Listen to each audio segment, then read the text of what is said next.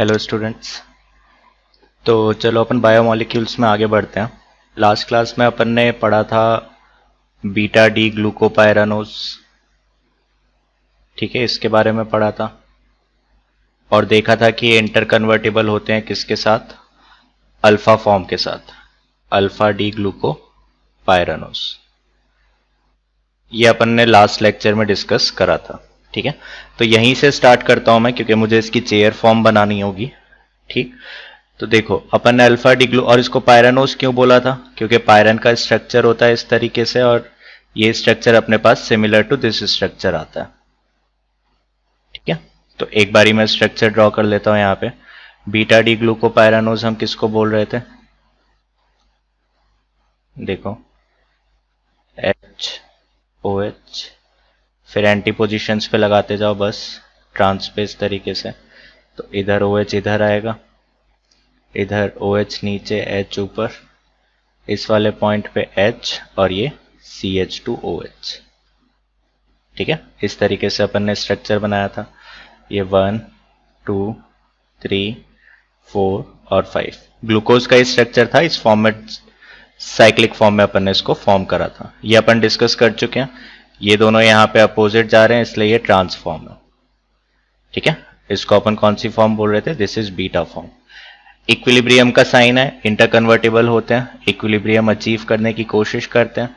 और इसका alpha form क्या था, जब ये दोनों सिस पे हो, OH OH। अब बाकी सब एंटी पे बना दो, OH, यहाँ पे नीचे आ जाएगा OH, और इधर ये हो गया H और ये CH2OH। 1 2 3 4 एंड 5। ये कौन सी फॉर्म थी अपनी, दिस इज अल्फा फॉर्म। यहाँ पे ये दोनों साथ में आ रहे हैं तो दिस इज आर सिस, ठीक है। तो ये बीटा डी ग्लूकोपायरानोज और ये अल्फा डी ग्लूकोपायरानोज, इक्विलिब्रियम का साइन है बीच में, ये एक दूसरे में इंटरकन्वर्टिबल होते हैं। इस पॉइंट को अच्छे से ध्यान रखना क्योंकि अभी आगे चल के अपन एक हेडिंग पढ़ने वाले हैं, दैट इज म्यूटा रोटेशन, तो वो इसी से रिलेटेड है, ठीक है। और ये सेम चीज अपन को फ्रुक्टोज में भी पढ़नी पड़ेगी। इसका म्यूटा रोटेशन का स्पेलिंग ठीक कर लेते हैं थोड़ा सा, ठीक है। आगे चल के अपन पढ़ने वाले हैं म्यूटा रोटेशन, उसमें एक काम आएगा। ये प्रॉपर्टी फ्रुक्टोज में भी यूज होती है। खैर देखो, अभी मैंने ये स्ट्रक्चर फिर से क्यों बनाया है, क्योंकि यहाँ पे अपन इसकी चेयर फॉर्म डिस्कस करने वाले हैं। तो इसकी चेयर फॉर्म डिस्कस करने के लिए ये स्ट्रक्चर सामने होना जरूरी है। देखो अब इसकी चेयर फॉर्म अगर अपन ड्रॉ करते हैं तो किस तरीके से चेयर फॉर्म में एग्जिस्ट करेगा, ये O हो गया, ये चेयर फॉर्म बना ली, ठीक है। CH2OH, फिर इसके एंटी यहाँ पे, फिर एंटी यहाँ पे, फिर एंटी इधर और फिर एंटी तो इधर। अब अगर अपन देखें तो ये वाली पोजीशन भी क्या है, इक्वेटोरियल, ये पोजीशन भी इक्वेटोरियल, ये भी इक्वेटोरियल और ये भी इक्वेटोरियल। ये अपन डिटेल में डिस्कस कर चुके हैं जब अपन आइसोमेरिज्म पढ़ रहे थे, ठीक है, कन्फर्मर्स में। और उससे पहले अपन ने चेयर फॉर्म और बोर्ड फॉर्म पूरी डिटेल में डिस्कस करी है। तो ये पोजीशंस आ गई इक्वेटोरियल पोजीशंस। ये मैंने अभी क्या ड्रॉ करा है, this is our beta form. ये मैंने यहां पे ड्रॉ करा है बीटा फॉर्म, ठीक है। अल्फा फॉर्म भी ड्रॉ कर लेते हैं इधर। अल्फा फॉर्म के लिए चेयर स्ट्रक्चर क्या हो जाएगा, O, ये, ठीक है। यहां पे CH2OH, ठीक। इसके ट्रांस पे OH, एंटी पे OH, ये हो गया। यहाँ पे भी एंटी OH, यहाँ पे भी एंटी OH। अब ये वाला जो पॉइंट है ये सिस था, तो इसको यहाँ पे इस तरीके से OH बना लिया। ये दोनों सिस है, देखो ये दोनों सिस है, तो इधर ये भी OH अपने पास इधर आ गया। अब इधर अगर हम देखें, इक्वेटोरियल इक्वेटोरियल इक्वेटोरियल इक्वेटोरियल, लेकिन ये जो पॉइंट है ये वाला पॉइंट कैसा हो गया, एक्सियल। तो अब इन दोनों में अगर मैं स्टेबिलिटी कंपेयर करना चाहता हूं, ये कौन सी फॉर्म हो गई अपने पास, दिस इज अल्फा फॉर्म। अब मैं इन दोनों में से स्टेबल फॉर्म की बात करूं तो क्लियरली बीटा फॉर्म स्टेबल है। रीजंस क्या क्या, देखो अपन ने डिस्कस करा था एनोमेरिक इफेक्ट में, ऑक्सीजन के लोन पेयर और ये हाइड्रोजन, या हाइड्रोजन बॉन्डिंग हो सकती है। तो फर्स्ट रीजन लिख लो एनोमेरिक इफेक्ट, ठीक है। और भी देखो पॉइंट क्या है, यहां पे सारे के सारे ग्रुप्स हमारे पास कौन सी पोजीशंस पे, इक्वेटोरियल पोजीशंस पे, ठीक है, यहाँ पे सारे ग्रुप्स क्या है, इक्वेटोरियल पोजीशंस पे। तो सारे सब्स्टिट्यूएंट्स ऐसे लिखो कि in beta form all substituents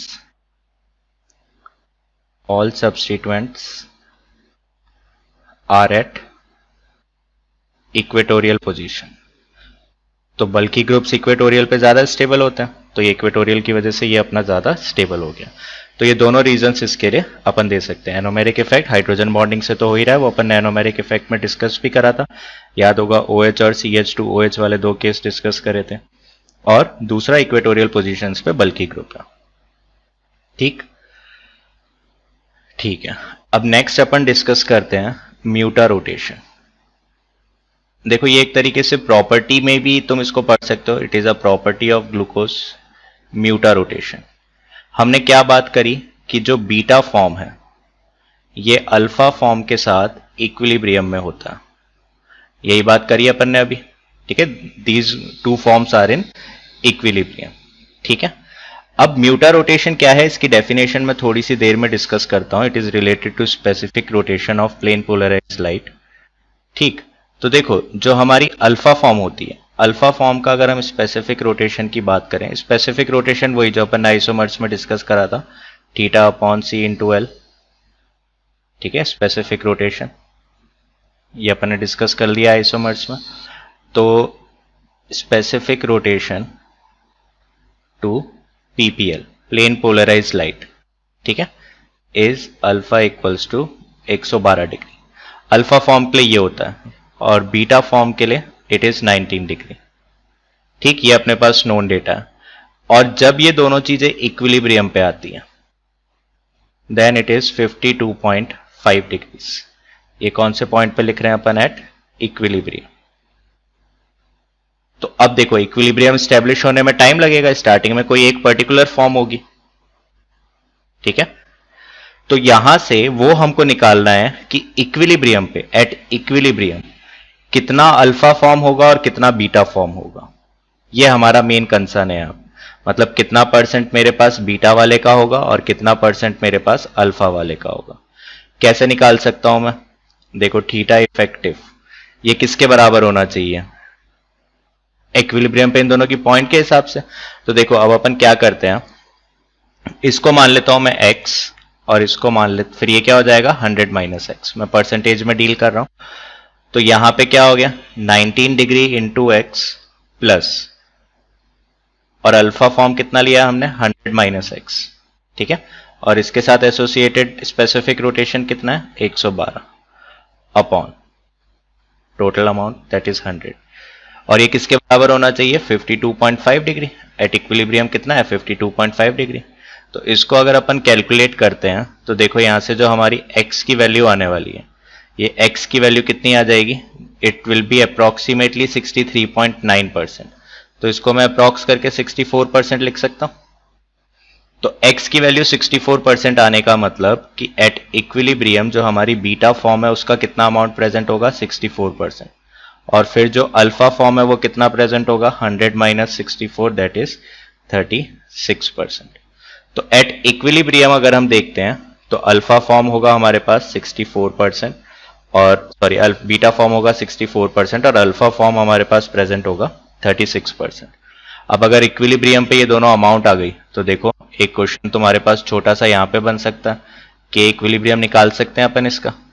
ठीक है, अब वो डिपेंड करता है रिएक्शन कैसे दे रखी है। जैसे लेट से अगर तुमको रिएक्शन ऐसे दे रखी है कि अल्फा फॉर्म से बीटा फॉर्म, ठीक। अच्छा यहां पे एक और चीज समझो, देखो बीटा फॉर्म का परसेंटेज ज्यादा आ रहा है, क्यों ज्यादा आ रहा है, अभी हमने चेयर फॉर्म में देखा था दिस इज मोर स्टेबल, तो इसलिए इसका परसेंटेज भी ज्यादा आ रहा है। तो यहां पे इसका क्या हो जाएगा ये 64/36, अगर ये रिएक्शन लिखी हुई है तो प्रोडक्ट अपॉन रिएक्टेंट। ठीक है, तो इस तरीके से के इक्विलिब्रियम भी निकल गया। एक छोटा सा सवाल इधर बन सकता है ये। ठीक, तो देखो अपन ने ये कार्रवाई तो कर ली लेकिन इसकी डेफिनेशन नहीं लिखी है। ठीक है, अब देखो क्या हो रहा है, जब रिएक्शन इक्विलिब्रियम पे पहुंची नहीं है तब तक ये जो एंगल है स्पेसिफिक रोटेशन एंगल, ये कंटिन्यूअसली चेंज करता रहेगा। इक्विलिब्रियम पे आके 52.4 डिग्री हो रहा है ना, उससे पहले तो कंटिन्यूअसली क्या होगा चेंज हो रहा होगा। तो यही एंगल के चेंज को ही अपन क्या बोलते हैं म्यूटा रोटेशन। ये जो एंगल का चेंज है इसी को क्या बोलते हैं, म्यूटा रोटेशन। तो अपन इसकी डेफिनेशन देख लेते हैं। देखो डेफिनेशन में क्या लिखो, इस तरीके से लिख लो, स्पेसिफिक एंगल ऑफ रोटेशन, ठीक है, चेंजेस विथ टाइम, कब तक, जब तक इक्विलिब्रियम अचीव नहीं हो जाता, till equilibrium is achieved, till equilibrium is achieved, ठीक है। जब तक इक्विलिब्रियम अचीव नहीं हो रहा तब तक एंगल में चेंज होता रह रहा है। इसी कंसेप्ट को क्या बोलते हैं अपन, this concept is known as mutarotation. Spelling बार बार गलत लिख रहा हूं मैं, इसकी स्पेलिंग ठीक कर लो, म्यूटा रोटेशन। इसी को क्या बोलते हैं अपन, म्यूटा रोटेशन। तो इधर से अपन को एक चीज समझ में आ गई कि ये जो स्पेसिफिक एंगल है मेरा, it is a function of time, time के साथ वेरी कर रहा, ठीक है। और ये जो t यहां पे हमने लिखा है, this is less than time of attainment of equilibrium, क्योंकि इक्विलिब्रियम अटेन होने के बाद तो फिर ये कांस्टेंट हो रहा है, ठीक है, time of attainment of equilibrium. उससे पहले मेरा स्पेसिफिक एंगल जो है वो चेंज होता रहेगा, ठीक है। This is mutarotation. तो वापस से एक बार अगर अपन म्यूटा रोटेशन को डिस्कस करें तो म्यूटा रोटेशन होता है जब स्पेसिफिक एंगल ऑफ रोटेशन किसका, प्लेन पोलराइज्ड लाइट का, चेंज होता रहे इक्विलिब्रियम तक। जैसे ग्लूकोज के केस में इक्विलिब्रियम पे आने पे वो 52.5 डिग्री हो जाता है, लेकिन उससे पहले डिपेंड करेगा कि किससे अपन ने स्टार्ट करा है, अल्फा फॉर्म या बीटा फॉर्म, उसके हिसाब से हमारे पास एंगल होगा, ठीक है। अब देखो मैंने चेंज लिखा है, डिक्रीज या इंक्रीज नहीं लिखा, क्योंकि अगर तुम्हारे पास क्या होगा, अगर अल्फा फॉर्म होगा तो एंगल डिक्रीज होता रहेगा, बिकॉज अल्फा फॉर्म पे स्पेसिफिक एंगल इज 112 डिग्री। देखो यहाँ पे अल्फा फॉर्म पे 112 डिग्री है, तो वो रिड्यूस होएगा जब तक 52.5 नहीं हो जाता, और अगर तुमने बीटा फॉर्म से स्टार्ट करा है तो वो इंक्रीज होगा। तो अपन डिक्रीज इंक्रीज नहीं लिख रहे हैं, अपन ने सिंपली चेंज लिख के छोड़ दिया है यहाँ पे। अब वो देखा जाएगा जो भी चीज अपन को स्टार्टिंग में गिवन होगी उसके हिसाब से, ठीक। तो अब अपन स्टार्ट करते हैं, देखो फ्रुक्टोज। अब अपन स्टार्ट करते हैं फ्रुक्टोज। क्या होता है फ्रुक्टोज, स्ट्रक्चर बना लेते हैं पहले, CH2OH, C double bond O, CH2OH, ठीक है, और बीच में 3 chiral, OH OH H, OH H H, ठीक है। थोड़ी सी नंबरिंग वंबरिंग कर लो, 1 2 3 4, कायरल है, ये भी कायरल है, ये भी कायरल है, इसमें तो कोई तकलीफ नहीं, ठीक। ये अपन ने अभी बनाया डी फ्रुक्टोज, OH राइट में आ रहा है, डी फ्रुक्टोज, ठीक है। अब देखो इसमें भी सेम ग्लूकोज जैसा काम होगा। ये जो OH है, लोन पेयर ले रखे हैं, यहाँ पे कार्बोनिल है, इस पे अटैक कर सकता है, तो ये भी किस फॉर्म में एग्जिस्ट करेगा, चेयर फॉर्म में। अब यहाँ पे अटैक करा तो ये वाला इधर चला गया, सेम वैसे ही जैसे अपन ने ग्लूकोज में करा था। तो इधर मेरा स्ट्रक्चर क्या बन जाएगा, साइक्लिक फॉर्म में 5 मेंबर ड्रिंक बनेगी, 1 2 3 4 और ये 5, ठीक है। इस पे नंबर डाल देता हूं मैं, 5 मेंबर ड्रिंक बन रही है, ठीक है। नया एनोमेरिक नया कायरल सेंटर बन रहा है ये वाला, this will be the new chiral centre, NC लिख देता हूं, न्यू कायरल सेंटर फॉर्म हो रहा है। तो ये जो नया कायरल सेंटर फॉर्म होगा इसको मैं क्या बोलूंगा, एनोमेरिक कार्बन, ठीक है। तो देखो सबसे पहले मैं इसी को ड्रॉ कर रहा हूं, ये मेरा नया कायरल सेंटर फॉर्म हो गया, OH और दूसरे पे क्या लगा हुआ है, CH2OH, 1 बोल रहे हैं इसको, न्यू कायरल सेंटर, ठीक है। फिर यहाँ पे H OH, ये क्या हो गया, OH H NT है, ठीक है, सॉरी ये मिस्टेक हो गई यहाँ पे, OH H ये वाला, फिर H और CH2OH, ठीक है, क्योंकि इसका जो OH था वो तो ये रहा। क्लियर है बात। अब यहां पे देखो ध्यान से, ठीक है, इन दोनों फॉर्म को देखो,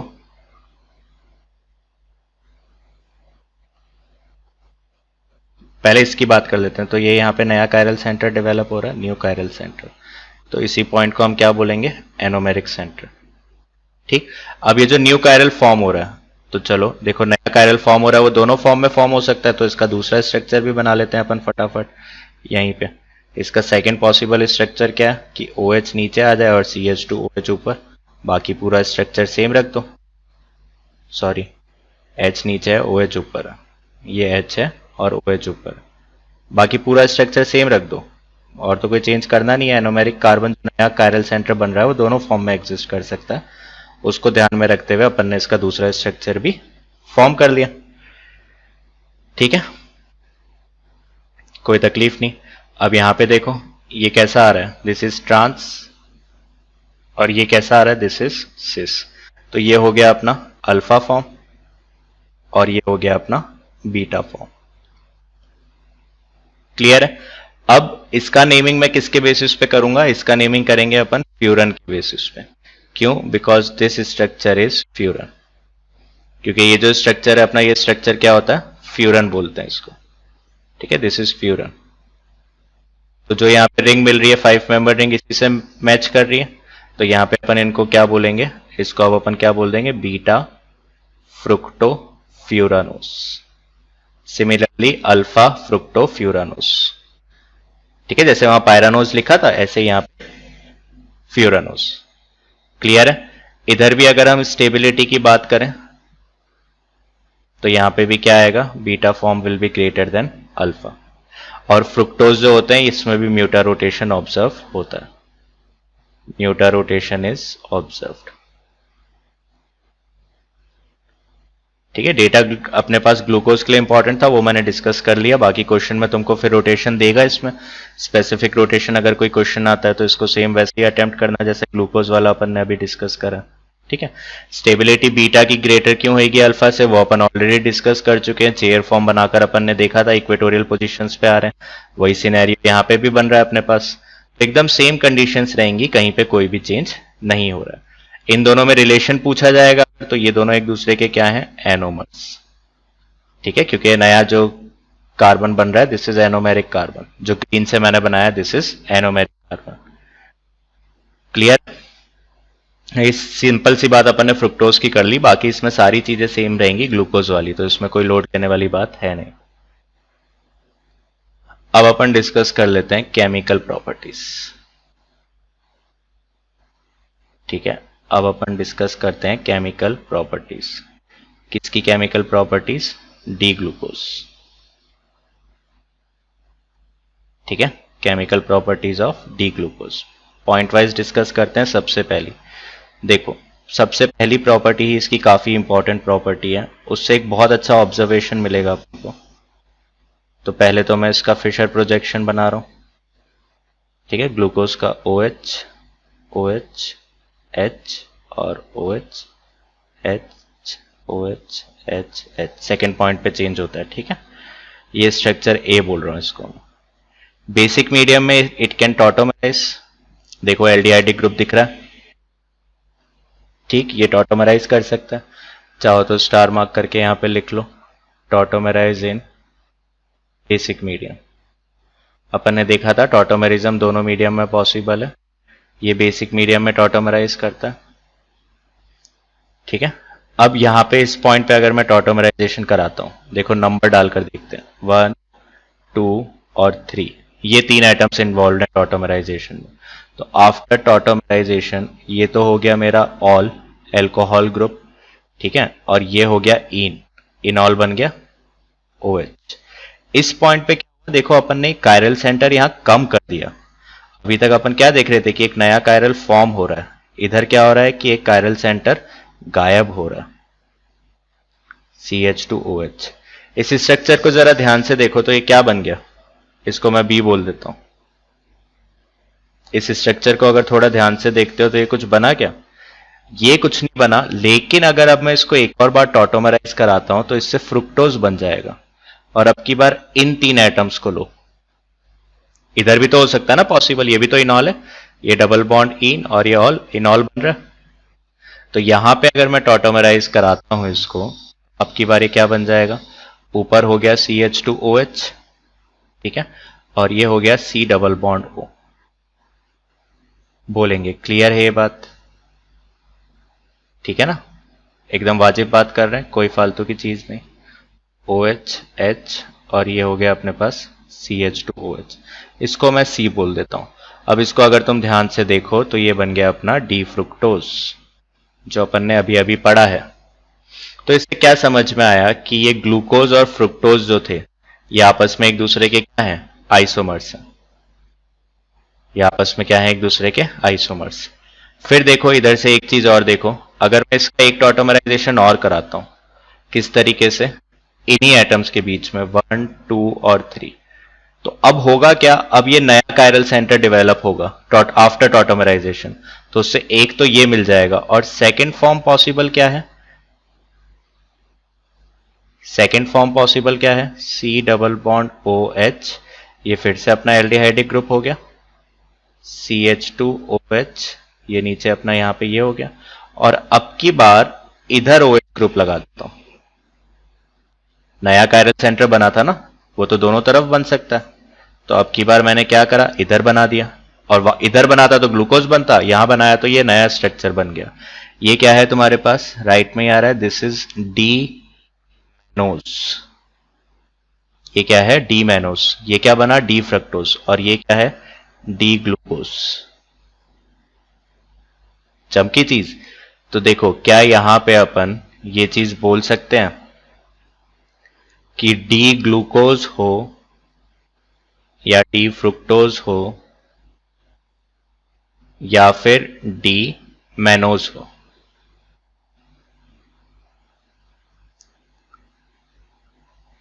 all of these are isomers of each other. ये तीनों क्या है, एक दूसरे के आइसोमर्स हैं। अपन ने यहां पे देख ही लिया टॉटोमराइज करा के। क्लियर है ये बात, ठीक। एक और चीज, इधर भी एल्डिहाइडिक ग्रुप है, इधर भी एल्डिहाइडिक ग्रुप है, यहां पे कीटो ग्रुप दिख रहा है, ठीक है, लेकिन क्योंकि ये एक दूसरे में इंटर कन्वर्टेबल, तो ये तीनों के तीनों अपने पास क्या दे सकते हैं, टॉलेंस और फेलिंग्स टेस्ट। ये भी यहां पे लिखो, they all can give Tollens Fehling's test. ठीक है, बढ़िया बात है, इंटर कन्वर्टेबल है, कोई सीन ही नहीं है, एक दूसरे में इंटर कन्वर्टेबल है। तो चलो यहाँ कीटो भी आ रहा है तो भी कोई बात नहीं है, इंटर कन्वर्टेबल होकर एल्डिहाइड में कन्वर्ट हो जाएगा, तो ये टॉलेंस टेस्ट फेलिंग्स टेस्ट देंगे। आई होप ये क्लियर है पहली केमिकल प्रॉपर्टी। और अपन उसी ऑर्डर में लिख रहे हैं जिस ऑर्डर में प्रॉपर्टीज की इंपॉर्टेंस है। तो यहां पे एक और इंपॉर्टेंट पॉइंट अपने पास आ जाता है। अब देखो ऐसे शुगर्स जो अपने पास टॉलेंस फेलिंग्स टेस्ट देते हैं उनको हम बोलते हैं रिड्यूसिंग शुगर। ये एनसीईआरटी में क्वेश्चन तुमको कई बार मिलेगा, शुगर्स विच कैन, और ये छोटे छोटे क्वेश्चन नेट और जेई में भी आते रहते हैं, sugars which can show Tollens and Fehling's test. ये टेस्ट अपन ऑर्गेनिक में पढ़ ही चुके हैं, ठीक है, are known as reducing sugars. क्या कहलाते हैं ये, रिड्यूसिंग शुगर्स। ऐसे शुगर्स जो टॉलेंस और फेलिंग्स टेस्ट देते हैं उनको अपन बोलते हैं रिड्यूसिंग शुगर। इंपॉर्टेंट मार्क करके इस पॉइंट को लिख लेना, एनसीईआरटी में भी कई जगह मिलेगा ये, ठीक। चलो सेकंड प्रॉपर्टी पे चलते हैं, ठीक है, डी ग्लूकोज बनाओ। देखो इतनी बार बनाना पड़ेगा तुमको ये इस चैप्टर में कि मेरे को लगता है अपने आप ही तुमको स्ट्रक्चर ध्यान हो जाएगा।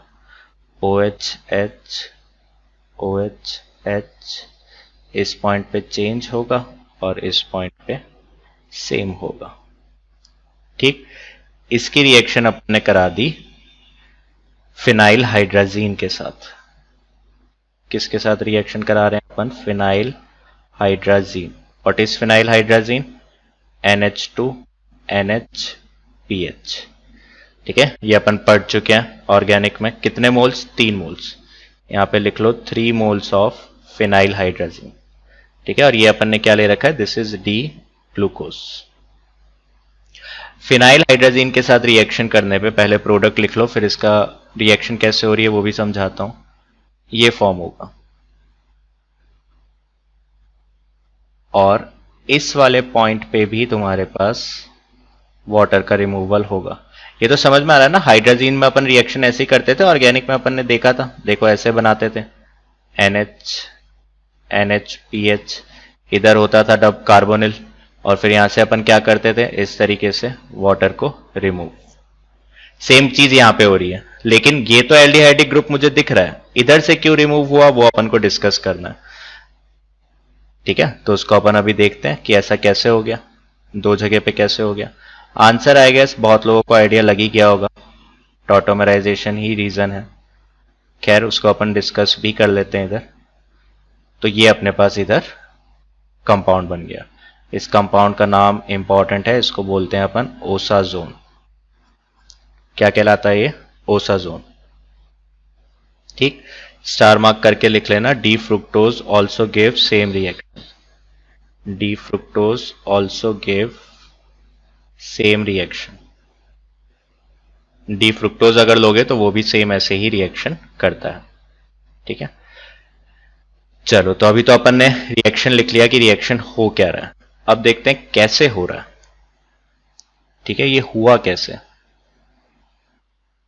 चलो तो देखो पहला पॉइंट तो मुझे नहीं लगता कि फर्स्ट स्टेप तो समझने में कोई भी दिक्कत तुमको आने वाली है, ये अपन ऑर्गेनिक में कर चुके हैं, CH2OH OHH OHH। तो मैं बोल रहा हूं इतनी बार स्ट्रक्चर बनाना पड़ेगा कि तुमको याद ही हो जाएगा ये। तो सबसे पहली बारी तो जब मैंने इसको फिनाइल हाइड्राजीन के साथ रिएक्ट कराया, क्या रिएक्शन होगी, ये लोन पेयर कार्बोनिल पे अटैक हुआ, ठीक है, और यहां से वाटर रिमूव हो गया जैसे अपन कराते हैं ऑर्गेनिक में, जैसे अपन अभी तक करा रहे थे। तो फर्स्ट स्टेप में क्या फॉर्म होगा, देखो फर्स्ट स्टेप में ये फॉर्म हो गया डबल बॉन्ड N, ये NH PH, और बाकी का स्ट्रक्चर सेम स्ट्रक्चर चिपका दो वापस से, CH2OH, इसमें तो हमने अभी कोई चेंज करा नहीं है, OHH OHH, यहाँ पे चेंज HOH, और ये फिर से OHH। अब देखो बहुत लोगों को चमक गया होगा, जहां तक मुझे लगता है ये टॉटोमराइज कर सकता है, कौन कौन, 1 2 3, बिल्कुल पॉसिबिलिटी है टॉटोमराइजेशन की, है ना। तो टॉटोमराइज करा के क्या बन जाएगा, यहां से हाइड्रोजन शिफ्ट हो गया इधर NH-PH, ठीक, यहां आ गया डबल बॉन्ड, ये हो गया OH, और बाकी का स्ट्रक्चर सिमिलर, CH2OH, यहां पे OHH OHH HOH। ठीक, बहुत सही, अच्छी बात है। अब नेक्स्ट क्या होगा, देखो अब नेक्स्ट जो स्टेप है वो थोड़ा सा तुमको समझना पड़ेगा, इसको मैं इस तरीके से बना लेता हूं, ये ठीक है। अब देखो बॉन्ड मूवमेंट कुछ इस तरीके से होगी, ये वाला बॉन्ड टूट के इधर, ये पाई बॉन्ड टूट के इधर, और ये वाला ग्रुप बाहर, ठीक। ये होने के बाद क्या फॉर्म हुआ, HC डबल बॉन्ड NH, ठीक है, ये पाई इधर जाके यहां पे डबल बॉन्ड हो गया, ये सिंगल बॉन्ड हो गया, और ये डबल बॉन्ड O हो गया। बाकी का structure as it is CH2OH OHH OHH। इसलिए इसका मैकेनिज्म इतना फ्रीक्वेंटली डिस्कस नहीं करा जाता है, क्योंकि वाले स्टेप में प्रॉब्लम आने के चांसेस हैं, ठीक है, ठीक, क्लियर है। और साथ में क्या निकल गया, साथ में तुम्हारे पास निकला PHNH2, ये जो ग्रुप बाहर जा रहा है यहां से, ये वाला जो ग्रुप बाहर गया है PHNH2, क्लियर है। अब अपन इसकी रिएक्शन फिर से करा देंगे, किसके साथ, जो अपन ने फिनाइल हाइड्रोजीन ले रखा है। तो अभी तक देखो अभी इसका 1 मोल कंज्यूम हुआ है, अब 2 मोल जो है वो यहां कंज्यूम हो जाएंगे, एक ये और एक और अपन ले रहे हैं। अब देखो किस तरीके से, मैं पहले प्रोडक्ट बना देता हूं फिर अपने आप समझ में आ जाएगा किस तरीके से। अब हो गया अपने पास ये डबल बॉन्ड N, ठीक है, माइनस NHPH, यहाँ पे कार्बोनिल था उसके साथ रिएक्ट कर गया NHPH, ठीक है, और बाकी का structure similar CH2OH, OHH, OHH, HOH। अब देखो इस वाले पॉइंट पे कंज्यूम हुआ एक, ठीक है, साथ में NH3 निकल गया फिर, और ये वाला इस कार्बोनिल के साथ कंज्यूम हो गया, और इधर से क्या निकला, वाटर, यहां से वाटर निकला, यहां से अमोनिया गैस। तो इस तरीके से टोटल कितने मोल्स हमारे पास कंज्यूम हो गए, 3 मोल्स, ठीक, और ये फाइनली क्या बन गया, ओसाजोन। तो ये एक इंपॉर्टेंट क्वेश्चन बन सकता है, कितने फिनाइल हाइड्रोजन कंज्यूम होते हैं, फाइनल प्रोडक्ट यहाँ पे क्या बनती है, ठीक है। तो इसको तुमको ध्यान रखना पड़ेगा, ये इंपॉर्टेंट है बायोमोलिक्यूल्स में। नेक्स्ट थर्ड पॉइंट हो जाएगा ये। तो अब कुछ प्रॉपर्टीज अपन एक साथ लिख रहे हैं, ठीक है। देखो कुछ प्रॉपर्टीज अपन एक साथ देख लेते हैं, कुछ रिएजेंट्स, ये रिएजेंट्स हैं तुम्हारे पास एनसीईआरटी में भी, इन पे सवाल आ सकते हैं, ये चीजें ध्यान रखनी पड़ेंगी। मेजरली तो सारी रिएक्शन वही हैं जो अपन ऑर्गेनिक में ऑलरेडी डिस्कस कर चुके हैं, बस एक बार उसको थोड़ा सा अपन ब्रश अप कर लेते हैं, ठीक है। तो देखो NH3 के साथ देख रहा हूं NaHSO3, स्किप्स रिएजेंट, ये मैंने तुमको ऑर्गेनिक में पढ़ाया है, ठीक है। पर्पल कलर गायब होता था फिर वापस आ जाता था, ठीक है। तो इसको अपन कैसे लिखते हैं यहाँ पे, चलो इसको मैं बाद में बताता हूँ। स्किप्स रिएजेंट पढ़ाया है मैंने, रिडक्शन में पढ़ाया है अपन ने। और HI रेड फॉस्फोरस, ठीक, CH3C double bond OCl 5 moles, ठीक है, ये रिएजेंट्स हैं। तो देखो इन तीनों के साथ तो कोई भी रिएक्शन नहीं होगी, क्यों नहीं होगी, क्योंकि ये जो अपन ने यहाँ पे डी ग्लूकोज लिया है ये साइक्लिक फॉर्म में एग्जिस्ट करता है, साइक्लिक फॉर्म में ये किसी भी वीक रिएजेंट के साथ रिएक्ट नहीं करेगा, ठीक है। तो यहां पे लिख लो as glucose exist in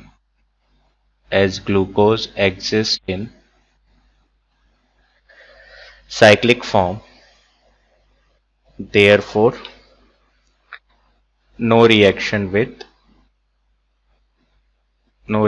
with weak reagents, ठीक है। इनमें से अभी मैंने कोई सा भी स्ट्रॉन्ग बेस, कुछ भी स्ट्रॉन्ग रिएजेंट नहीं लिया था, ठीक है। इसमें भी कोई रिएक्शन नहीं हो रही, तो यहां पे कई बार ऐसा लिखा हुआ मिलता है कि पर्पल कलर इज रीस्टोर्ड। तो स्किप रिएजेंट अगर ध्यान हो तो स्टार्टिंग में पर्पल होता था, फिर कलर डिसअपियर होता था, फिर वापस से पर्पल कलर अपीयर होता था। तो एक तरीके से पर्पल कलर यहां पे रहेगा ही अगर रिएक्शन हो ही नहीं रही है तो, ठीक है, ठीक। HI रेड फॉस्फोरस ये बेहद स्ट्रांग होता है, इसके बारे में अपन पढ़ चुके हैं, तो ये इसको सब जगह से रिड्यूस कर देगा और पूरा मॉलिक्यूल सिर्फ क्या बन जाएगा, एन हेक्सेन। अल्टीमेटली सब कुछ रिड्यूस होकर फाइनली हाइड्रोकार्बन में चला गया, 1 2 3 4 5 6, हाँ, एन हेक्सेन, ठीक है। तो ऑब्वियसली ये किसके साथ रिएक्ट करा होगा, लीनियर फॉर्म के साथ, ठीक, वाजिब है बात। इसके साथ देखते हैं रिएक्शन। देखो ये रिएक्शन अगर होगी तो ये रिएक्शन कौन सी कराएगा, SNA, क्या कंडीशन बन रही है, कार्बोनिल ग्रुप है और यहां पे लीविंग ग्रुप दिख रहा है, ठीक है। तो ये SNA एसिड हेलाइड है, डेरिवेटिव ऑफ एसिड। तो अगर नहीं ध्यान है तो ये रिएक्शन कैसे होती थी, एल्कोहलिक ग्रुप के साथ, ठीक, CH3C डबल बॉन्ड OCl, ये इस पे अटैक करता था, डबल बॉन्ड ऊपर फिर नीचे आएगा और क्लोरीन बाहर। कौन सी रिएक्शन थी, दिस इज SNAE। तो यहां पे क्या बनता था, एस्टर की फॉर्मेशन हो जाती थी इस तरीके से, OR और बाहर चला गया HCl। मेरे ख्याल से अब ध्यान आया होगा। तो इस केस में क्या होगा, देखो OH OH OH OH, sorry ये यहां पे OH है, 4 OH तो ये हो गया, ठीक, एक ये रहा, क्लियर है ना बात। तो ये क्या फॉर्म कर देगा, देखो इसके साथ रिएक्शन पे फिर क्या फॉर्म हो जाना चाहिए, C डबल बॉन्ड OH। ठीक है, इसलिए समझ में आ रहा होगा 5 लिए क्योंकि 5 एल्कोहल यहां पे दिख रहे हैं। तो ये क्या करेगा, इधर CH, इधर हो गया 4। ठीक है, ये 4 बार इधर हो गया, और नीचे जो OH था उसका भी एस्टर हो गया इस तरीके से। ठीक है, ये वाला जो OH था उसका एस्टर ये रहा, और बीच में जो 4 थे उनसे एस्टर ये रहे। सिमिलर एस्टर बनेंगे तो अलग अलग करके क्या बना, एक साथ बना दिया। ठीक है, तो ये कुछ इंपॉर्टेंट प्रॉपर्टीज, इनको भी ध्यान में रखो। फिर देखो, हाँ फिर देखो यहाँ पे HiO4 के साथ, तो ये तो डायोल्स में तुमको मैंने रिएक्शन कराई है ऑर्गेनिक में। ये क्या करेगा यहाँ पे, ये 5 तो हमको दे देता है कार्बोक्सिलिक एसिड, और एक हमको देगा फॉर्मेल्डिहाइड। ये मैं डिस्कस कर चुका हूं एकदम लास्ट में, ध्यान करो जब अपन ऑक्सीडेशन रिडक्शन पढ़ रहे थे, लास्ट रिएक्शन मैंने यही कराई थी डायोल्स वाली। ठीक है, तो ये अपन ऑलरेडी डिस्कस कर चुके हैं। नेक्स्ट एक रिएक्शन और देख लो हाइड्रोजन साइनाइड के साथ। तो यहां पे क्या फॉर्म करना चाहिए, साइनोहाइड्रिन। ये रिएक्शन भी अपन ने ऑर्गेनिक में देखी है। तो किस तरीके से रिएक्ट करेगा, कार्बोनिल पे रिएक्ट करता है, तो कार्बोनिल पे रिएक्ट करके इसको इसने साइनाइड कर दिया। ध्यान होगी ना ये। और फिर साइनाइड को अगर बाई चांस आगे हाइड्रोलिसिस करा लेता है, तो साइनाइड के हाइड्रोलिसिस पे क्या बनता है, कार्बोक्सिलिक एसिड। ये सारी चीजें अपन ऑर्गेनिक में डिस्कस कर चुके हैं, उन्हीं का एप्लीकेशन है बस। तो इस तरीके से क्या फॉर्म हो गया, साइनोहाइड्रिन, कार्बोनिल ग्रुप पे साइनाइड का अटैक हो गया। ठीक है, तो ये कुछ रिएजेंट्स थे जिनके साथ रिएक्शन अपन को पता होनी चाहिए कैसे होती है। ठीक है, और रिएजेंट्स देख लेते हैं, टॉलेंस फेलिंग्स भी देख लेते हैं। चलो अब मैं ग्लूकोज बार बार नहीं बना रहा हूं, ग्लूकोज का स्ट्रक्चर दिमाग में रखना। NH2OH के साथ रिएक्शन कराया। ठीक है, NH2OH के साथ ये क्या फॉर्म करते हैं, ऑक्साइम्स। ध्यान आ रही है, यहां पे भी वाटर का रिमूवल होता है। ठीक है, ये भी अपन ने ऑर्गेनिक में पढ़ा है, इसको ध्यान करो। तो इधर वाटर का रिमूवल होता है कार्बोनिल पे अटैक करके। तो ये क्या बन जाएगा, CH डबल बॉन्ड NOH। बताने की जरूरत है क्या, देखो चलो बता देता हूं, CH2OH OHH OHH HOH OHH। ठीक है, ये है अपने पास NH2OH। कैसे होती थी रिएक्शन, हटाया वाटर, क्या बना तो फिर। ठीक है, वो स्ट्रक्चर मैं यहां बना रहा हूं, क्या बना, ये बनेगा। इधर लगाते जाओ अपना, ये हो गया OHH, इधर भी OHH, सेकेंड वाले पे चेंज करते हैं HOH, और ये हो गया OHH। बन गया ऑक्साइम, बढ़िया। ठीक है, नेक्स्ट अगर टॉलेंस फेलिंग्स के साथ देखो, टॉलेंस फेलिंग्स, तो टॉलेंस फेलिंग बेसिकली है क्या, एल्डिहाइड को ऑक्सीडाइज कर देता है। ठीक है, और मीडियम बेसिक है तो इस तरीके से बना दिया, कोई तकलीफ, ऑक्सीडाइज करके कार्बोक्सिलिक में ही जाएगा ना। अब ये तो देखो बहुत सारी ऑक्सीडेशन रिएक्शंस अपन पढ़ चुके हैं, यहां गलती नहीं होनी चाहिए। ये स्ट्रक्चर बन जाएगा, टॉलेंस फेलिंग के साथ ऑक्सीडेशन हो गया। ठीक है, और देखते हैं आगे और क्या रिएक्शंस होंगी। और देखो अगर ग्लूकोज को मैं रिएक्ट करा देता हूं ब्रोमीन वाटर के साथ, ये भी क्या करता है, ऑक्सीडेशन ऑफ एल्डिहाइड। टेस्ट ही है ना ये तो मैंने पीओसी में भी बताया, ऑक्सीडेशन ऑफ एल्डिहाइड। ठीक है, तो क्या बन जाएगा यहां पे, कार्बोक्सिलिक। अब की बार मैंने पूरा कार्बोक्सिलिक क्यों बना दिया, मीडियम कहीं भी बेसिक नहीं है, तो जो एल्डिहाइडिक ग्रुप था वो कार्बोक्सिलिक में ऑक्सीडाइज हो गया, बाकी का स्ट्रक्चर एज इट इज आ जाएगा, कोई दिक्कत नहीं होनी चाहिए। ठीक है, नेक्स्ट रिएजेंट देख लो, HNO3। इसका भी क्या काम है, ये तो स्ट्रॉन्ग ऑक्सीडाइजिंग एजेंट है, it is a strong oxidising agent. ठीक है, अब HNO3 क्या करता है, ये एल्कोहल को भी ऑक्सीडाइज कर देगा, क्योंकि ये क्या है, this is a strong oxidising agent, लेकिन 2 डिग्री एल्कोहल को ये कुछ भी नहीं करेगा। तो देखो ये वाली रिएक्शन थोड़ी सी इंपॉर्टेंट हो गई अपने पास। इधर क्या बन जाएगा फिर, एल्डिहाइड ऑक्सीडाइज हो गया, और जो लास्ट में ग्लूकोज में 1 डिग्री होता है वो ऑक्सीडाइज हो गया। बीच में जितने भी एल्कोहल हैं ये सारे 2 डिग्री हैं। ये सारे अल्कोहल कैसे हैं, all of these are 2 degree. इनका ऑक्सीडेशन नहीं होगा। ठीक है, तो यहां पे लिख लो 2 degree alcohol not oxidised here. 2 degree alcohol are not oxidised here. और ये मॉलिक्यूल भी काफी इंपॉर्टेंट मॉलिक्यूल बनकर आ गया। क्या है बना ये, saccharic acid. This is saccharic acid. ठीक है, तो ये कुछ प्रॉपर्टीज हो गई ग्लूकोज की जो अपन को पता होनी चाहिए। बोर्ड्स में भी पूछ सकता है, नेट में भी पूछ सकता है, जेई में भी पूछ सकता है। ठीक है, चलेंगे आगे बढ़ते हैं और अब अपन बात कर लेते हैं डायसैकेराइड्स की। देखो ये पूरा टॉपिक तुमको याद करने वाला ही है, इसमें सच कुछ हेल्प अपनी हो नहीं पाएगी। डायसैकेराइड्स क्या होते हैं ये अपन स्टार्टिंग में बात कर चुके हैं। इसमें 2 तुम्हारे पास यूनिट्स जुड़ी भी होंगी। ठीक है, और उसका तुम हाइड्रोलिसिस करोगे तो उधर से 2 प्रोडक्ट मिल जाएंगे। ये सिंपल सा डायसैकेराइड्स का मीनिंग हुआ। ठीक है, मैं इसका हाइड्रोलिसिस करूंगा तो हाइड्रोलिसिस करने पे मुझे कितने प्रोडक्ट्स मिल जाएंगे, 2 प्रोडक्ट्स मिल जाएंगे। ये सिंपली डायसैकेराइड की हमारी डेफिनेशन है। तो इसमें बिना टाइम वेस्ट करे हुए जो जो डायसैकेराइड्स अपन को पढ़ने हैं उनको डिस्कस करना स्टार्ट करते हैं। सबसे पहला इज सुक्रोज। ठीक है, सुक्रोज में क्या क्या चीजें कंबाइन करती हैं, देखो लिख लो इसको यहां पे, अल्फा डी ग्लूकोज, ठीक है, प्लस बीटा डी फ्रुक्टोज। इनके कॉम्बिनेशन से ये डायसैकेराइड फॉर्म होता है जिसको अपन बोलते हैं सुक्रोज। ठीक है, डिस्कस कर लेते हैं किस तरीके से। CH2, चलो मैं इसका स्ट्रक्चर बना लेता हूं पहले। डायरेक्ट साइक्लिक स्ट्रक्चर बना लेते हैं, अपन पढ़ चुके हैं cyclic structure. OH alpha D है। ठीक है, मतलब सिस फॉर्म।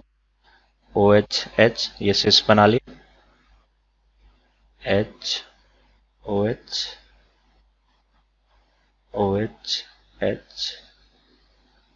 और CH2OH। ठीक, और फ्रुक्टोज का क्या है, इसका बीटा फॉर्म है, इसका बीटा फॉर्म है, तो इसका बीटा फॉर्म ये CH2OH यहाँ पे ये हो जाएगा OH, ये ट्रांस हो गया।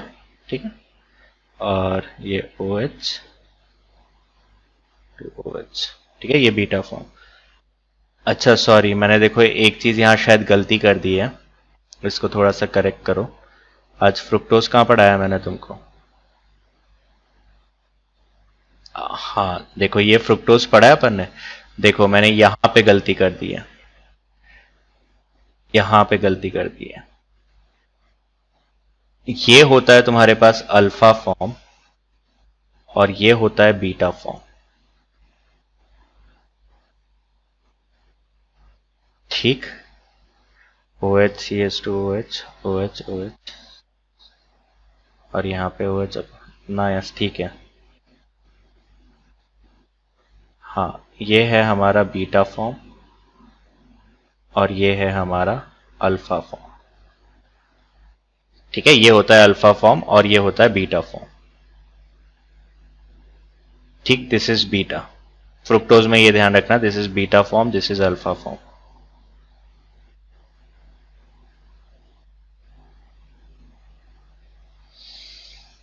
ठीक, एक बार चेक कर लो, देखो मैंने ये शायद उल्टा लिख दिया था।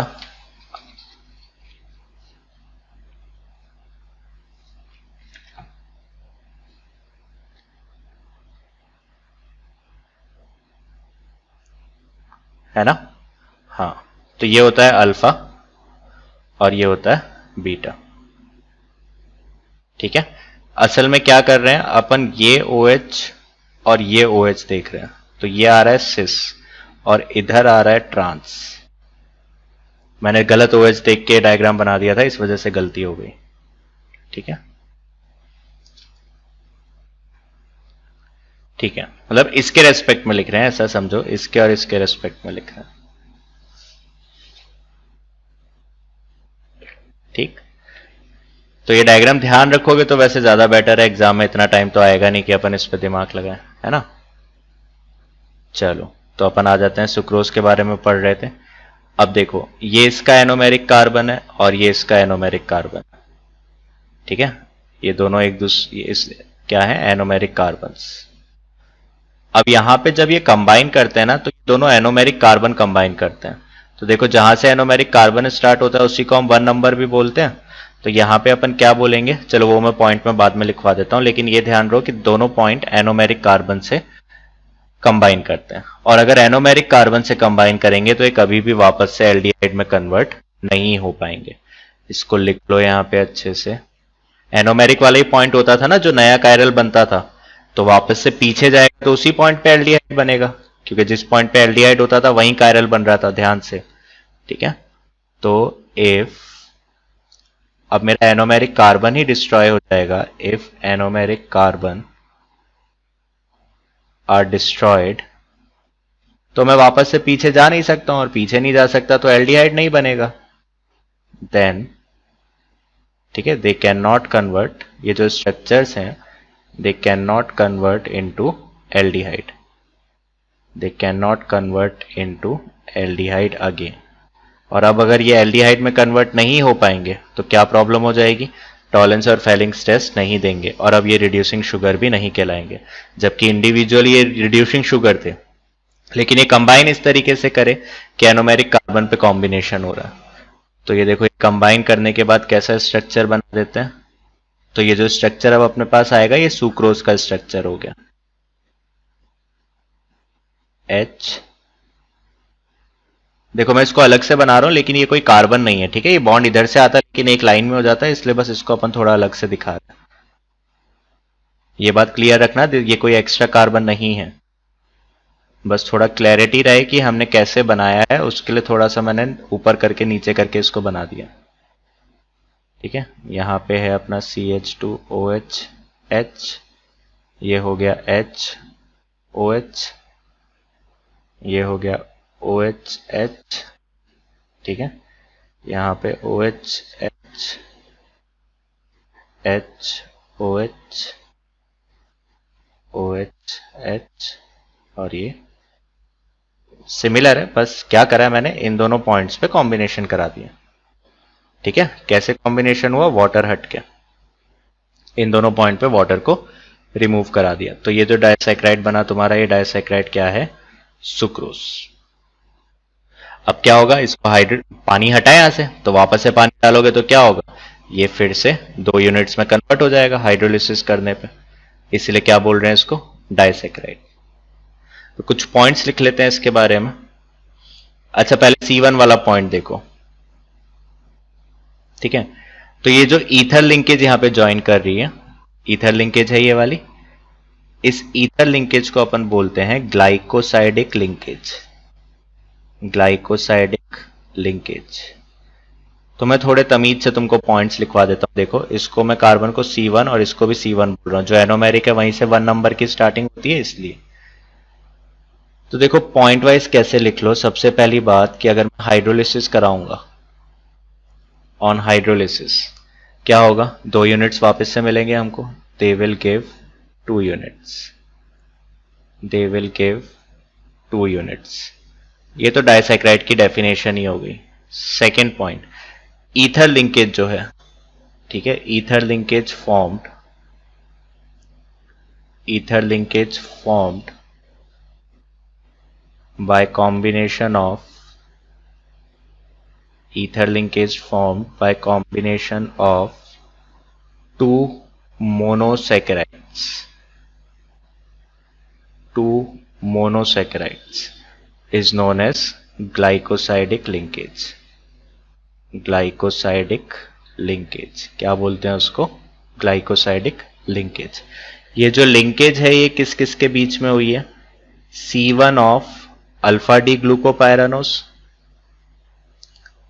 ग्लूकोज था तो उसको ग्लूकोपायरानोज साइक्लिक फॉर्म में था, इसलिए ऐसे लिख दो, ज्यादा बेटर रहेगा, and C1 of beta D fructofuranose. ये क्वेश्चन पूछा जाएगा कि डाइसैकेराइड में ग्लाइकोसाइडिक लिंकेज किस चीज की होती है। ठीक है, तो ग्लाइकोसाइडिक लिंकेज होती है C1 of alpha D glucopyranose and C1 of beta D fructofuranose. ठीक, वो मैं डिस्कस कर ही चुका हूं। एनोमेरिक कार्बन डिस्ट्रॉय हो गया है यहां पे, तो ये टॉलेंस और फेलिंग टेस्ट नहीं दे सकता। ठीक है, यहां पे देख लो, देख लेते हैं इसको। As anomeric carbons are destroyed, as anomeric carbons are destroyed, therefore they cannot give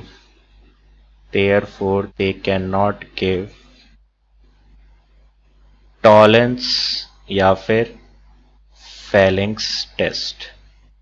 ये ना तो टॉलेंस टेस्ट दे पाएगा अब, ना ही फेलिंग्स टेस्ट दे पाएगा। therefore सुक्रोज हमारा कैसा शुगर हो गया? It is a non reducing sugar. जबकि जिनसे ये बना है वो दोनों एंटिटीज इंडिविजुअली रिड्यूसिंग शुगर, क्योंकि वो टॉलेंस और फेलिंग टेस्ट देगा, लेकिन कंबाइन इस तरीके से हुआ है कि एनोमेरिक कार्बन डिस्ट्रॉय हो गया। तो अब ये हमारे पास क्या हो गया, वापस से कभी एल्डिहाइड में कन्वर्ट हो नहीं सकता, और इस वजह से कभी भी टॉलेंस और फेलिंग टेस्ट नहीं देगा, इसलिए हम इसको क्या बोलेंगे, non reducing sugar. I hope यहां तक क्लियर होगा, समझ में आ रहा होगा, है ना। तो सिमिलरली अपने पास दो और होते हैं, उनको अपन और डिस्कस कर लेते हैं इस लेक्चर में, और फिर अपन नेक्स्ट लेक्चर में पॉलीसैकेराइड्स की बात करेंगे। तो देखो, नेक्स्ट जो डाइसैकेराइड अपने पास आएगा दैट इज माल्टोज। ठीक है, माल्टोज। ठीक, टॉफी भी आती थी एक पहले, उसमें नाम भी आते थे बॉलीम्यूल्स, बायोमोलिक्यूल्स के, लैक्टोज, महालैक्टो, ध्यान है। खैर कोई बात नहीं। देखो यहां पे क्या होता है, पहले अपन स्ट्रक्चर ये याद करने वाला है, अभी तक समझ में आ ही गया होगा तुमको, जो छोटी छोटी चीजें हैं कि ग्लाइकोसाइडिक लिंकेज क्या होता है, क्योंकि कई बार न्यूमेरिकल क्वेश्चन आ जाते हैं। कोई भी तुमको रैंडमली मॉलिक्यूल दे देगा और बोलेगा इसमें कितनी ग्लाइकोसाइडिक लिंकेज है, तो तुमको बेसिकली क्या ढूंढना है, ईथर लिंकेज। ठीक है, ये क्या बनाया मैंने, this is alpha D glucopyranose. Cyclic form में तो ये नाम लिखना ज्यादा बेटर रहेगा, alpha D OH OH cis position पे, और इसका रिएक्शन इसके साथ।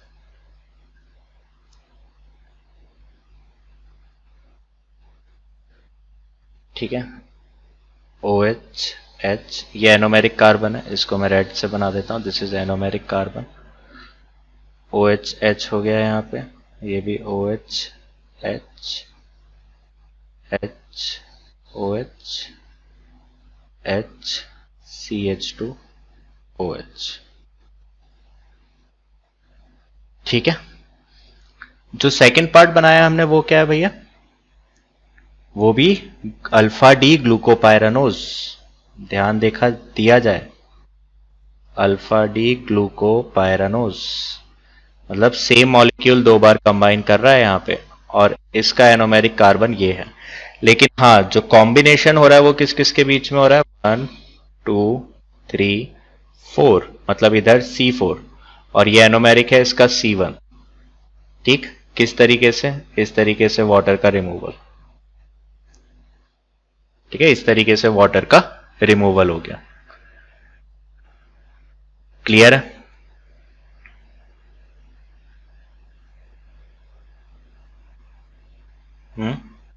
ठीक है, अब देखो, अब कुछ इंटरेस्टिंग पॉइंट, इस वाले का तो एनोमेरिक कार्बन डिस्ट्रॉयड हो गया, एनोमेरिक कार्बन डिस्ट्रॉयड, हाँ या ना। ठीक है, और इसका anomeric carbon is free, here anomeric carbon is free, here anomeric carbon is free.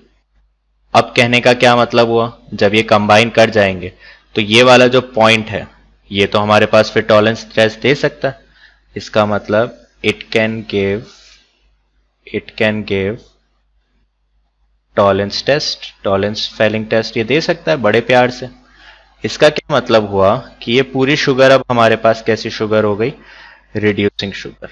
उसमें क्या हुआ, उसमें ये वाला जो पोर्शन है, ये वाला जो पोर्शन है, ये तो हमारे पास नॉन रिड्यूसिंग पार्ट हो गया, नॉन रिड्यूसिंग पार्ट। और ये वाला जो साइकिल यहां पे बच रहा है, ये हमारे पास रिड्यूसिंग पार्ट हो गया। तो ऐसे भी पूछा जा सकता है, क्योंकि इसके मोनोसेक्राइड वाला पोर्शन दोनों सेम है, तो उसी में एक पोर्शन तुम्हारे पास कैसे ट्रीट कर रहा है, नॉन रिड्यूसिंग पार्ट, और दूसरा रिड्यूसिंग पार्ट। ठीक है, एज अ होल अगर मैं देखूं, एज अ होल, तो पूरा का पूरा कंपाउंड जो है वो हमारा क्या रहेगा, reducing sugar. As a whole compound is reducing sugar, क्योंकि जब ये कंबाइन कर चुका है उसके बाद एक पोर्शन तो दे ही रहा है ना मेरे पास एनोमेरिक टेस्ट। ठीक है, ये मैंने नहीं बनाया, लेकिन इसको बना लेना, ये यहां से बस बॉन्ड बना देना इस तरीके से। ठीक है, इस तरीके से बस ये बॉन्ड बन जाएगा। ठीक, तो मोनोमेरिक यूनिट्स इसकी क्या है, अल्फा डी ग्लूकोपाइरानोज और अल्फा डी ग्लूकोपाइरानोज। इसमें अगर हम ग्लाइकोसाइडिक लिंकेज की बात करते हैं, ग्लाइकोसाइडिक लिंकेज, तो वो ग्लाइकोसाइडिक लिंकेज किस किस के बीच में आई है, C1 and C4 of alpha D glucopyranose. Same ही है ना यहाँ तो, लेकिन बस क्या डिफरेंस आया, एक का एनोमेरिक कार्बन और एक का C4, वो अपन ने यहां पे देख ही लिया। ठीक, और एक और डाइसैक्राइड की अपन बात कर लेते हैं, तीसरा और आखिरी डाइसैक्राइड जो अपने लिए इंपॉर्टेंट है, लैक्टोज, जिसकी मैं अभी बात कर रहा था, टॉफी महालैक्टो। ठीक है, देखो ये बनता है बीटा डी गैलेक्टोज, ये अपने लिए नया है, अपन ने नहीं पढ़ा है, बता देता हूं, और बीटा डी ग्लूकोज। इन दोनों मॉलिक्यूल्स, ये दोनों मोनोसैक्राइड यूनिट्स होते हैं। Now what is beta D galactose, देखो इसको, बीटा डी गैलेक्टोज कुछ ऐसा compound, H OH OH H OH H H OH, देखो डिफरेंस दिख क्या होगा, सिस सिस, H OH। ग्लूकोज में क्या होता था, एंटी होते थे सारे, यहां पे और एनोमेरिक पॉइंट पे, ये एनोमेरिक कार्बन है, ठीक है, इधर आता था डिफरेंस, लेकिन ये सारे एंटी होते थे। इधर क्या हो रहा है, ये भी सिस हो गया, देख पा रहे हो ना, ये वाला पोर्शन क्या हो गया, सिस हो गया। ठीक, तो ये हो गया तुम्हारा बीटा डी गैलेक्टोज, और इसकी बॉन्डिंग किसके साथ, बीटा डी ग्लूकोज। तो बीटा डी ग्लूकोज क्या हो गया, बना लेते हैं इधर अपन, देखो बीटा डी ग्लूकोज हो गया अपना O H OH OH H H OH OH H H CH2OH, ये है इसका एनोमेरिक कार्बन। अब बॉन्डिंग किस किस के बीच में हो रही है, इधर ये, this is the bonding happening here. तो ये 1 2 3 और ये 4, मतलब इसका C4 और इसका C1, एनोमेरिक जो होता है उसको 1 बोलते हैं। ठीक है, तो सबसे पहली बात, एज यूजुअल हम ग्लाइकोसाइडिक लिंकेज की बात करेंगे, ग्लाइकोसाइडिक लिंकेज। तो ग्लाइकोसाइडिक लिंकेज किस में हो रही है, C1 of beta D galactose, इसका C1 है, plus C4 of beta D glucose, glucose का C4 है। अगली बात क्या होगी, अब रिड्यूसिंग शुगर और नॉन रिड्यूसिंग शुगर की बात करें, तो यहां पे तो एनोमेरिक कार्बन डिस्ट्रॉय हो गया, एनोमेरिक कार्बन डिस्ट्रॉयड, लेकिन इस वाले पॉइंट पे अगर मैं बात करता हूं, तो ये वाला एनोमेरिक कार्बन अभी भी फ्री है, एनोमेरिक कार्बन स्टिल फ्री। ठीक है, स्टिल फ्री, तो ये वाला पॉइंट जो है, it can give Tollens test, it can give Tollens test. फिर से वही बात, ये इसका रिड्यूसिंग पार्ट हो गया और ये इसका नॉन रिड्यूसिंग पार्ट हो गया। तो एज अ होल अगर मैं देखूं, तो एज अ होल मेरे पास ये मॉलिक्यूल क्या रहेगा, रिड्यूसिंग शुगर। तो इसको मैं बोल सकता हूँ it is a reducing sugar, क्योंकि एज अ होल ये टेस्ट देगा, है ना। और मोनोमेरिक यूनिट्स क्या है इसकी, बीटा डी गैलेक्टोज और बीटा डी ग्लूकोज। तो ये बात हुई डाइसैक्राइड की, इस पे सवाल आ सकते हैं डायरेक्टली, थियरी है पूरी, इंफॉर्मेशन बेस्ड चैप्टर है, ध्यान रखोगे तो सवाल बन जाएगा, ध्यान नहीं होगा, नहीं पढ़ा होगा तो नहीं होगा। तो समझ रहे हो, स्कोरिंग सब्जेक्ट चैप्टर्स में गिना जाता है इनको, biomolecule, polymers, chemistry in everyday life, environmental chemistry, ये सारे इंफॉर्मेशन बेस्ड चैप्टर हैं। पता है तो हाँ, नहीं पता है तो ना। ठीक है, चलो नेक्स्ट लेक्चर में पॉलीसैकेराइड्स की बात करेंगे, इसको यहीं पे खत्म करते हैं। Thank you.